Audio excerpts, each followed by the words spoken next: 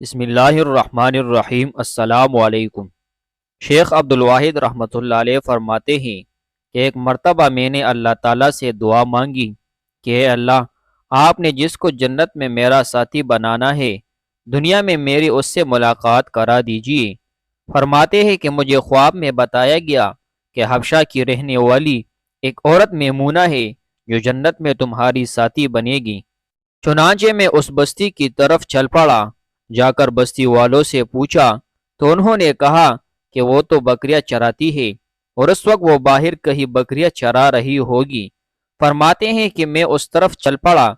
جب میں نے بستی سے باہر نکل کر دیکھا تو حیران ہوا کہ بکریاں ایک ہی جگہ پر چر رہی ہے اور ادھر ادھر بھاگتی نہیں ہے، اور ایک عورت درخت کے نیچے کھڑی نماز پڑھ رہی ہے۔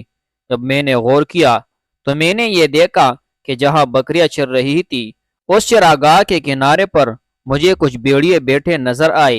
ان بھیڑیوں کی وجہ سے وہ بکریاں کہیں باہر بھی نہیں بھاگ رہی تھی اور ایک ہی جگہ پر چر رہی تھی۔ جب اس عورت نے سلام پھیرا اور مجھے دیکھا تو کہنے لگی، عبدالواحد، اللہ رب العزت نے ملاقات کی وعدہ تو جنت بنائی ہے، اس لیے تم دنیا میں کیسے آ گئے؟ میں نے کہا کہ میں نے دعا مانگی تھی جو اللہ رب العزت کے ہاں قبول ہو گئی۔ البتہ اب میں آپ سے ایک بات پوچھنا چاہتا ہوں کہ میں نے ایسا منظر تو کبھی نہیں دیکھا کہ آپ نماز پڑھ رہی تھی، بکریاں چر رہی تھی اور بھیڑیے بیٹھے ہوئے تھے اور وہ بکریوں کو کچھ کہہ بھی نہیں رہے تھے۔ مجھے اس راز کی سمجھ نہیں آ رہی۔